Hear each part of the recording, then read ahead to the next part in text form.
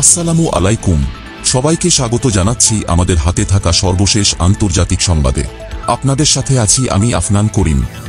ইসরায়েলের সামরিক বাহিনী প্রথমবারের মতো হামাসের হামলার সময় নিজেদের ব্যর্থতা ও ভুলগুলো স্বীকার করে আনুষ্ঠানিক প্রতিবেদন প্রকাশ করেছে। প্রতিবেদনে বলা হয়েছে, ইসরায়েলের প্রতিরক্ষা বাহিনী আইডিএফ বেসামরিক নাগরিকদের রক্ষা করার মিশনে ব্যর্থ হয়েছে। ব্যর্থতার বিষয়ে ১৯ পৃষ্ঠার রিপোর্ট প্রকাশ করেছে ইসরায়েল। এতে হামাস ও অন্যান্য ফিলিস্তিনি গোষ্ঠীর প্রায় ৫,০০০ সশস্ত্র যোদ্ধার ইসরায়েলে হামলা চালানোর পটভূমি বর্ণনা করা হয়েছে। এ হামলায় প্রায় ১,২০০ মানুষ নিহত হয় এবং ২৬০ জনকে জিম্মি হিসেবে আটক করা হয়। বিবিসি জানিয়েছে, প্রতিবেদনে নতুন কোনো চাঞ্চল্যকর তথ্য না থাকলেও হামাসের উদ্দেশ্য ও ক্ষমতা সম্পর্কে ইসরায়েলি সামরিক বাহিনীর ভুল মূল্যায়ন এবং অবমূল্যায়নের বিষয়টি স্পষ্টভাবে উল্লেখ করা হয়েছে। প্রতিবেদনে বলা হয়েছে, সামরিক বাহিনী গাজাকে একটি দ্বিতীয় স্তরের নিরাপত্তা হুমকি হিসেবে বিবেচনা করেছিল, যেখানে ইরান ও হিজবুল্লাহকে অগ্রাধিকার দেওয়া হয়েছিল। গাজা সম্পর্কে তাদের নীতি ছিল প্যারাক্সিক্যাল। হামাসকে অবৈধ হিসেবে দেখা হলেও এর বিকল্প গড়ে তোলার কোনো প্রচেষ্টা ছিল না। সামরিক বাহিনী গাজা নিয়ে কনফ্লিক্ট ম্যানেজমেন্ট পদ্ধতি গ্রহণ করেছিল এবং ধরেই নিয়েছিল যে হামাস বড় আকারের যুদ্ধে আগ্রহী নয় বা এর জন্য প্রস্তুত নয়। এই ধারণা হামাসের প্রতারণামূলক কৌশল দ্বারা আরও শক্তিশালী হয়েছিল।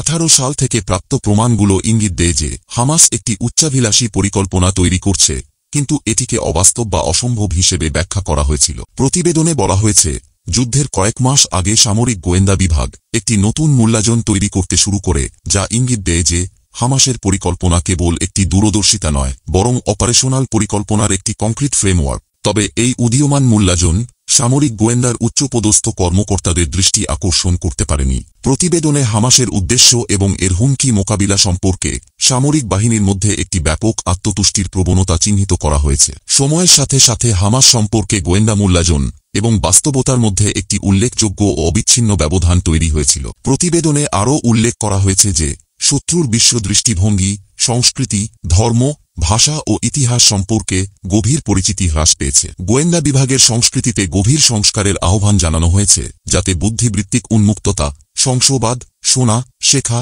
বিতর্ক ও গঠনমূলক মতবিরোধকে উৎসাহিত করা যায়। এতে বলা হয়েছে, গাজা ডিভিশন অক্টোবরে কয়েক ঘণ্টার জন্য কার্যত পরাজিত হয়েছিল, যা পরিস্থিতি বুঝতে এবং কার্যকরভাবে প্রতিক্রিয়া জানানোর ক্ষমতাকে ব্যাহত করেছিল। এয়ারফোর্স দ্রুত প্রতিক্রিয়া দেখালেও আইডিএফ সৈন্যদের বেসামরিক নাগরিক এবং হামাস যোদ্ধাদের মধ্যে পার্থক্য করতে উল্লেখযোগ্য অসুবিধা ছিল। কিছু ঘটনায় আহত সৈন্যদের বেসামরিক নাগরিকদের আগে সরিয়ে নেওয়া হয়েছিল। কমান্ডারদের কাছে এই প্রতিবেদন উপস্থাপন করার পর আইডিএফের সদ্য বিদায়ী chief of staff lieutenant general Herzi Halevi বলেন, তিনি এই ব্যর্থতার জন্য সম্পূর্ণ দায় স্বীকার করেছেন।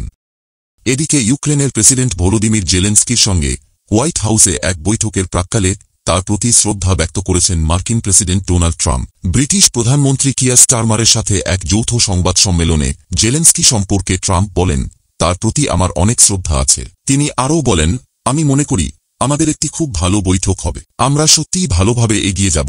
সম্প্রতি জেলেনস্কিকে স্বৈরশাসক অভিহিত করেন ট্রাম্প। এমনকি তিনি যুদ্ধের জন্য জেলেনস্কিকে দোষারোপ করেন এবং এর আগে শান্তি আলোচনা শুরু না করার জন্য তাকে তিরস্কার করেন। ট্রাম্প দীর্ঘদিন ধরে ইউক্রেনকে দেওয়া ওয়াশিংটনের কোটি কোটি সামরিক ও অন্যান্য সহায়তার সমালোচনা করে আসছেন, কিন্তু খনির অধিকার নিয়ে দুই দেশের মধ্যে একটি চুক্তি স্বাক্ষরের প্রত্যাশায় এক বৈঠকের আগে ভিন্ন সুর গ্রহণ করেছেন। ওয়াশিংটনের সমর্থনের ক্ষতিপূরণ হিসেবে ট্রাম্প কর্তৃক প্রস্তাবিত এই চুক্তি স্বাক্ষরিত হলে ইউক্রেনের খনিজ সম্পদের বেশিরভাগ অংশই মার্কিন যুক্তরাষ্ট্র পাবে। ট্রাম্প বলেন, আমরা তাকে প্রচুর সরঞ্জাম এবং প্রচুর অর্থ দিয়েছি, কিন্তু তারা খুব সাহসের সাথে লড়াই করেছে। তিনি আরও বলেন, কাউকে না কাউকে সেই সরঞ্জাম ব্যবহার করতে হবে এবং তারা সেই অর্থে খুব সাহসী। ট্রাম্প ফেব্রুয়ারির শুরুতে ইউক্রেন নিয়ে রাশিয়ার প্রেসিডেন্ট ভ্লাদিমির পুতিনের সাথে বৈঠক করে তার প্রশাসন পশ্চিমা অংশীদারদের চমকে দেন। ট্রাম্প নির্বাচিত ইউক্রেনীয় নেতাকে স্বৈরশাসক বলে অভিহিত করেন ও তার সমালোচনা করেন। ট্রাম্প তার করা মন্তব্য সম্পর্কে সাংবাদিকদের এক প্রশ্নের জবাবে বলেন,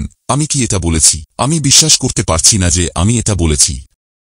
প্রসঙ্গত, ব্রিটিশ প্রধানমন্ত্রী কিয়ার স্টারমার জানিয়েছেন, তিনি যুক্তরাষ্ট্রের প্রেসিডেন্ট ডোনাল্ড ট্রাম্পের সঙ্গে ইউক্রেন শান্তি চুক্তি নিয়ে আলোচনা করেছেন, যা কঠোর ও ন্যায়সঙ্গত হবে এবং এটি বাস্তবায়নে ব্রিটেন সেনা মোতায়েন ও উড়োজাহাজের সহায়তা দিতে প্রস্তুত। স্টারমার বলেন, আমরা আজ এমন একটি পরিকল্পনা নিয়ে আলোচনা করেছি যা কঠোর ও ন্যায়সঙ্গত হবে।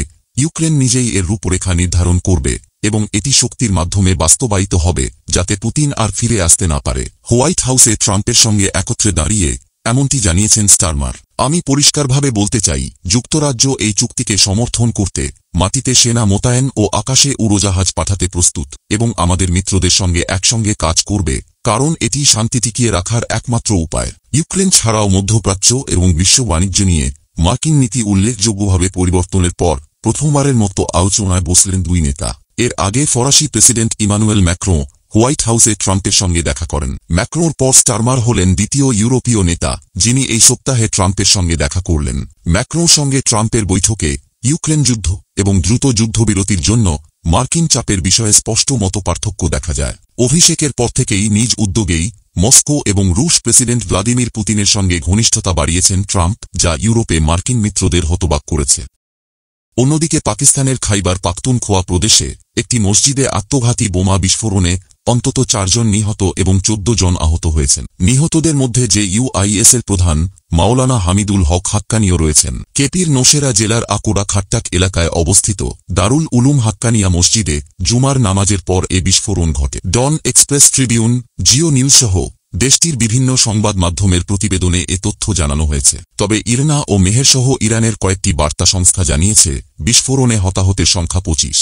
এদিকে কেপির সেন্ট্রাল পুলিশ অফিসের এক বিবৃতিতে নিশ্চিত করা হয়েছে, শুক্রবার জুমার নামাজের পর দারুল উলুম হাক্কানিয়ার মসজিদের ভেতরে ঘটে যাওয়া বিস্ফোরণটি একটি আত্মঘাতী হামলা ছিল।